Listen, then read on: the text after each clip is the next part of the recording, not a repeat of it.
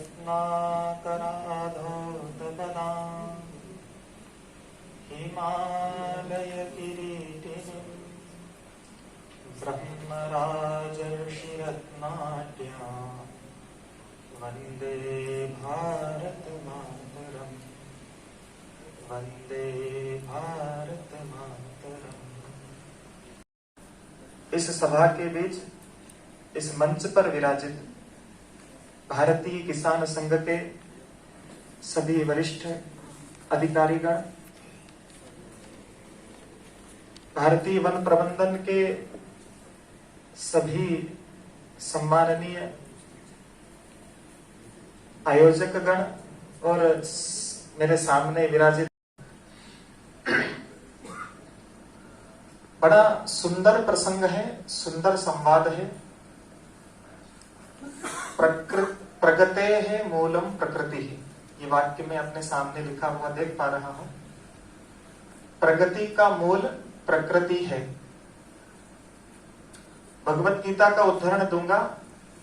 भगवान श्री कृष्ण एकादश अध्याय में, दशम अध्याय और एकादश अध्याय में अपनी विभूतियों का वर्णन कहते हुए जल के बारे में कहते हैं, रसोहमप्सु कौन्तेय। जो जल है उसमें रस के रूप में मैं विराजित रहता हूं। फिर दूसरी जगह कहते हैं, स्रोतसामस्मि जाह्नवी। नदियों में बहने वाले जितने स्रोत हैं उनमें मैं गंगा का रूप हूं। और फिर एक बड़ी बात, सागरों में सरसामस्मि सागरः। जो स्थिर रहने वाले जलाशय हैं उनमें मैं सागर हूं। हमारे वैदिक सनातन हिंदू धर्म में हमने प्रकृति की पूजा की है, उसे पूजा करने योग्य माना। हमने ये माना कि सब जगह परमात्मा विराजित है। पंचभूतों की चर्चा आदरणीय मेरे पूर्व वक्ता कर रहे थे। सब में परमात्मा का रूप है। श्री कृष्ण ने तो गीता में कहा ही, लेकिन हमने उसको चरितार्थ भी किया, हमने उसको माना भी सही। यो माम पश्यति सर्वत्र सर्वम च मयि पश्यति। सब में मुझे देखो, मैं सब जगह हूं, ये भाव रखो। इसलिए हमने प्रकृति को भी ईश्वर मान करके उसकी पूजा की। चाहे वो पीपल का पेड़ हो और उसमें हमने धागे बांधे, लोगों ने जरूर कहा कि ये तो अंधविश्वास है, ये तो ढोंग धतूरा है, ये पाखंड है, लेकिन उसके पीछे वैज्ञानिक कारण था कि पीपल ऐसा वृक्ष है जिसको काटना नहीं चाहिए, जो 24 घंटे ऑक्सीजन देता है, वायु देता है, प्राणवायु देता है। इसलिए उसको पूजा से जोड़ा गया, धर्म से जोड़ा गया। धर्म का दूसरा स्वरूप ही विज्ञान है और विज्ञान का शुद्ध स्वरूप धर्म है। ये हम भारतीयों की आस्था है, ऐसा हम मानते आ रहे हैं। और मैं एक बात और आपको बता दूं, इस देश में अभी की बात तो मैं नहीं करता, लेकिन प्राचीन काल से हमने सुना है कि जब कोई अतिथि घर में आता था तो उसको पीने के लिए पानी नहीं देते थे। ध्यान दीजिएगा, पीने के लिए पानी नहीं दिया जाता था।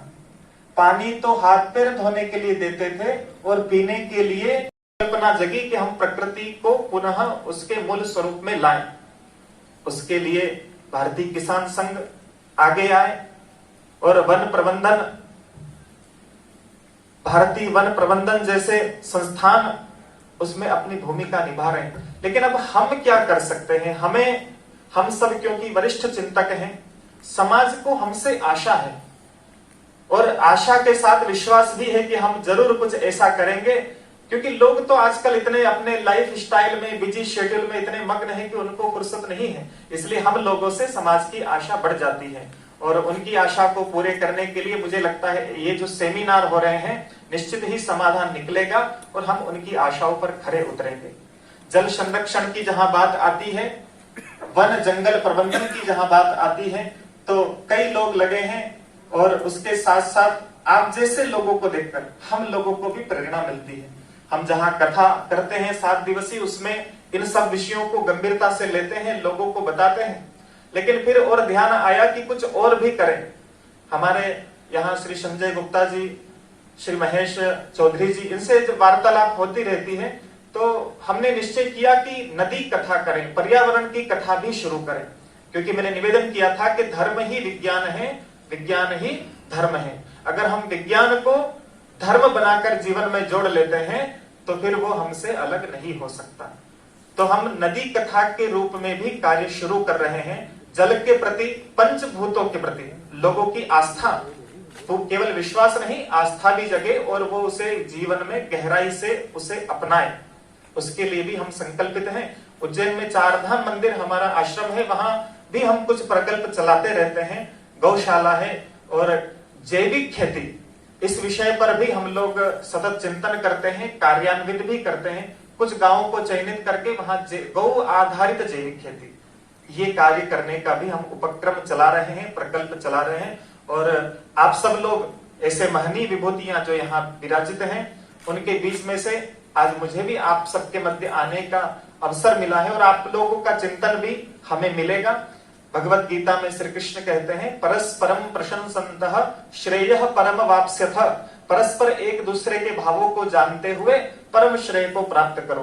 तो ऐसा कोई श्रेयस्कर मार्ग जो हमारे इस मंथन से निकलेगा, उसे मैं भी अपने जीवन में आप लोगों से मैं सीखूंगा, हम उसे कार्यान्वित करेंगे। मैं इतना ही बोल के अपनी वाणी को विराम देता हूँ। धन्यवाद। में कूद कूद सतियों ने जिसे दिया सत्व, गुरुओं गुरुपुत्रों ने जिसमें चिर बलिदानी भर दिया तत्व, जिसके बलिष्ठ तन की रचना तन दे दधी जीने की, राघव ने वन वन भटक भटक जिस तन में प्राण प्रतिष्ठा की, वो शाश्वत हिंदू जीवन क्या स्मरणीय मात्र रह जाएगा? इसके गंगाधर शिव शंकर क्या ले समाधि सो जाएंगे? इसके पुष्कर, इसके प्रयाग क्या गर्त मात्र रह जाएंगे? इसकी पावन गंगा का जल क्या नालों में बह जाएगा? यदि तुम ऐसा नहीं चाहते तो फिर तुमको जगना होगा, हिंदू राष्ट्र का बिगुल बजाकर दानव दल को गलना होगा। ये पीड़ा मन में उठी और संकल्पना जगी कि हम प्रकृति को पुनः उसके मूल स्वरूप में लाएं। उसके लिए भारतीय किसान संघ आगे आए और वन प्रबंधन। चश्मा में दिख रहा है कि नहीं दिख रहा? कहाँ है? मैं चश्मा में, चश्मा में क्यों नहीं देखे हो यार? वीडियो बना रहे हैं क्या? नहीं नहीं नहीं, तुम क्या हो गए यार, सही नहीं खींचो।